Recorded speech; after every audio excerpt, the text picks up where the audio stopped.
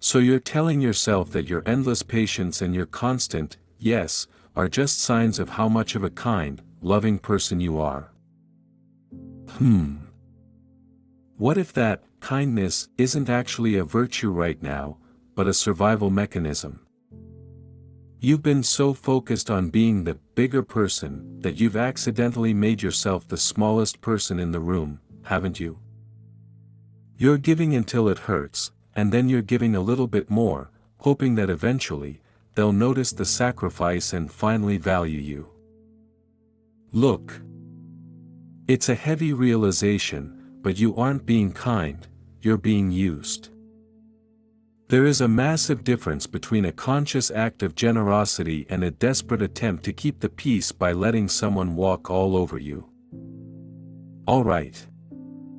So you've been told that real love means putting yourself last.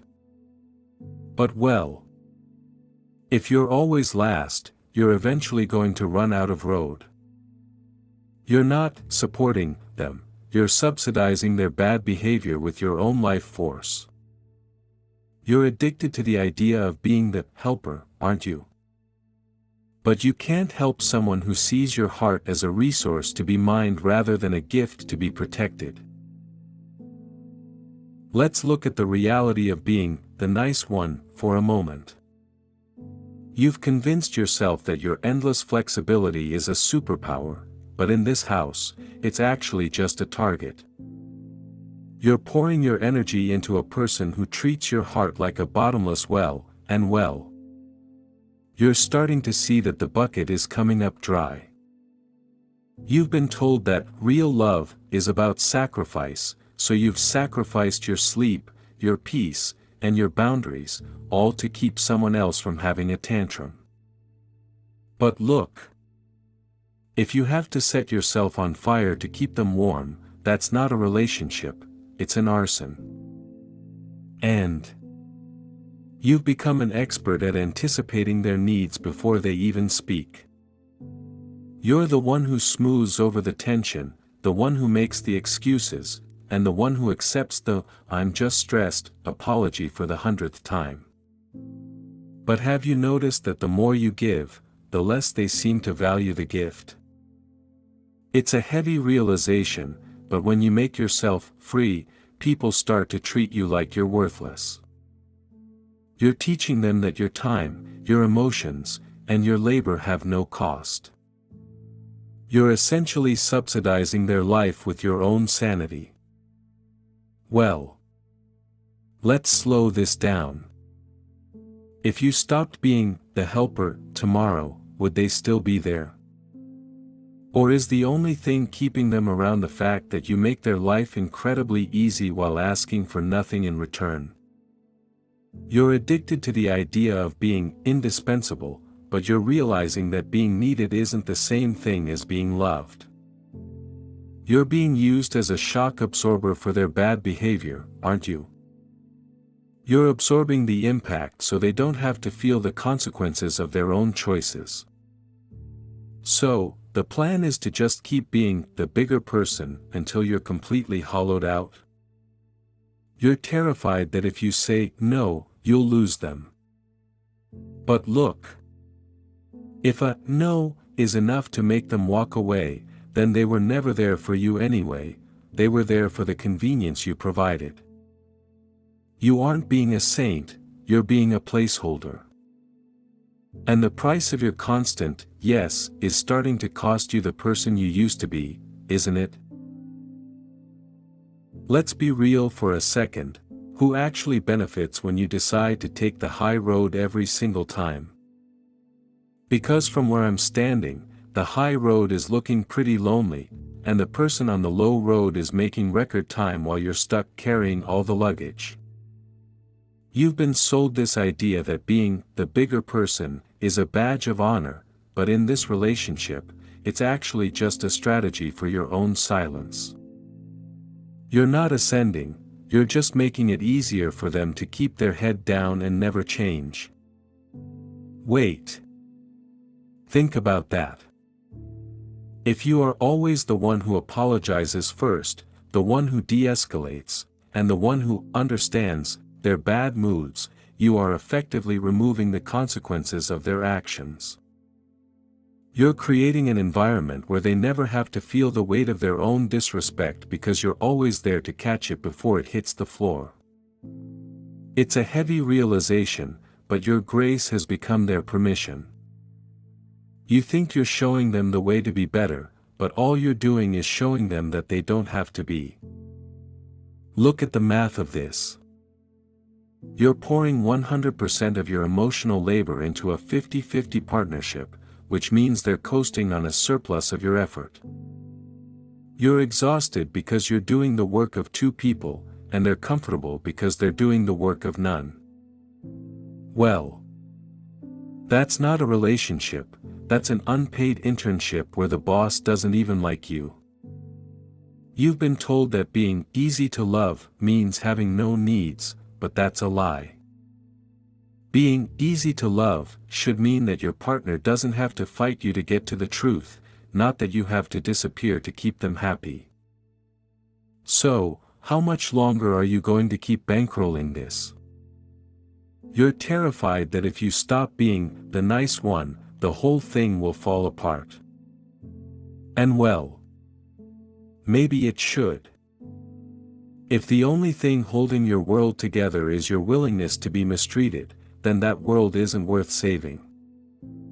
You're addicted to the moral high ground, but the air is getting thin up there, isn't it?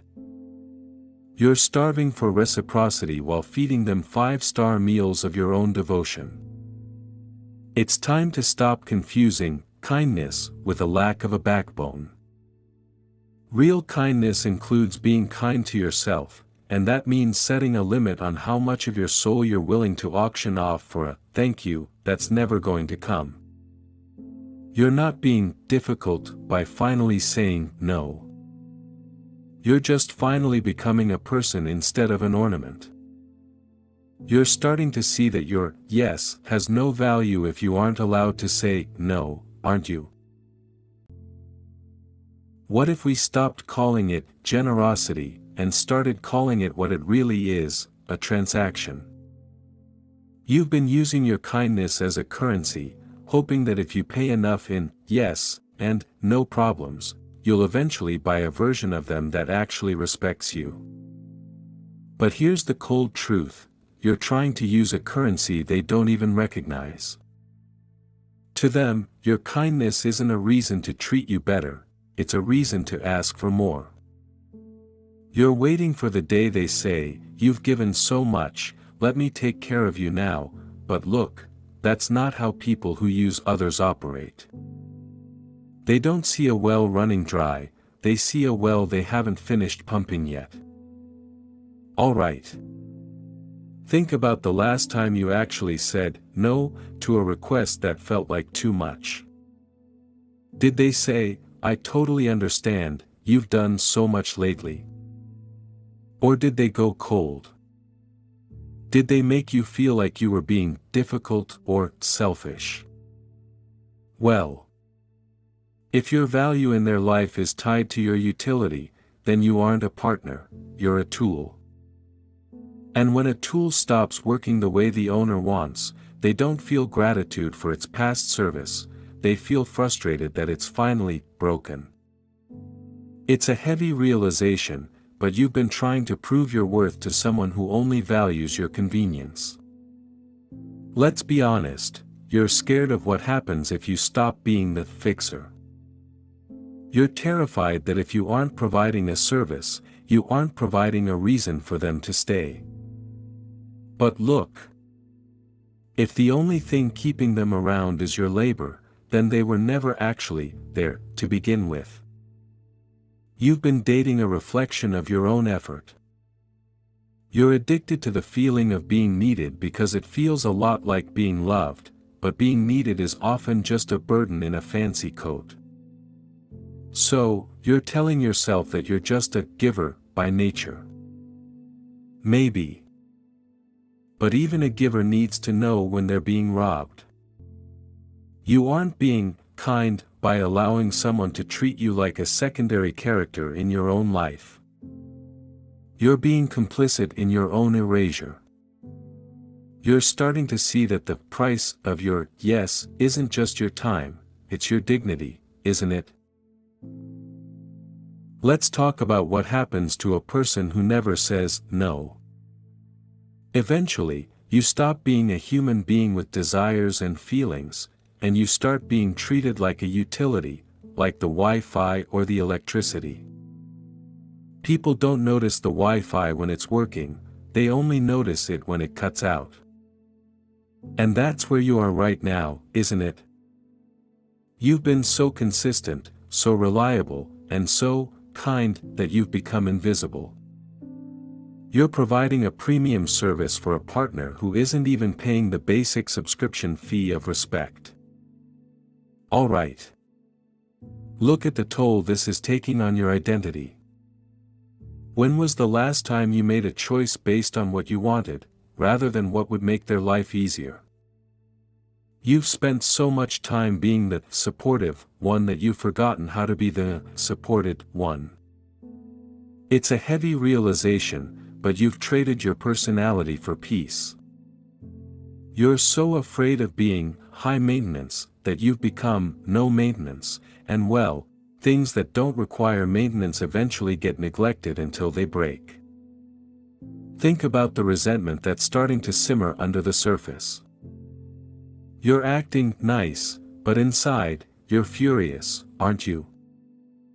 You're angry that they don't see your exhaustion, and you're angry that you have to ask for things that should be given freely. But here's the hard part: why would they change? From their perspective, the system is working perfectly. They get everything they want, and all it costs them is a little bit of your sanity. You're bankrolling their lifestyle with your emotional poverty. So, you're telling yourself that you're just waiting for your turn to be cared for. But look. In a lopsided relationship, your turn never comes because the other person doesn't even know there's a line.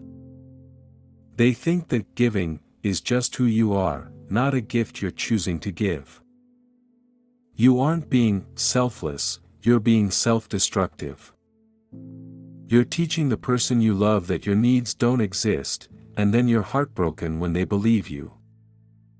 It's time to stop being a good sport about your own mistreatment. You're starting to realize that being easy to get along with is just a polite way of saying you're easy to ignore, aren't you? Let's stop calling this a partnership when only one person is doing the rowing. You aren't being a saint by staying silent, you're being an accomplice to your own exhaustion.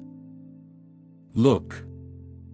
If your kindness is the only reason they're still standing, then they aren't with you, they're leaning on you until you snap.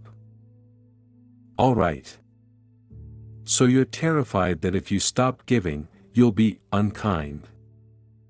But well, the most unkind thing you can do is continue lying to yourself that this is love. Real love doesn't require a resume of your sacrifices just to get a good morning. It's time to stop paying the price of yes with the currency of your soul. You aren't difficult for finally closing the bank, you're just finally realizing that you're worth more than what you can do for people who don't even see you. You're done being a resource, aren't you? If you decide to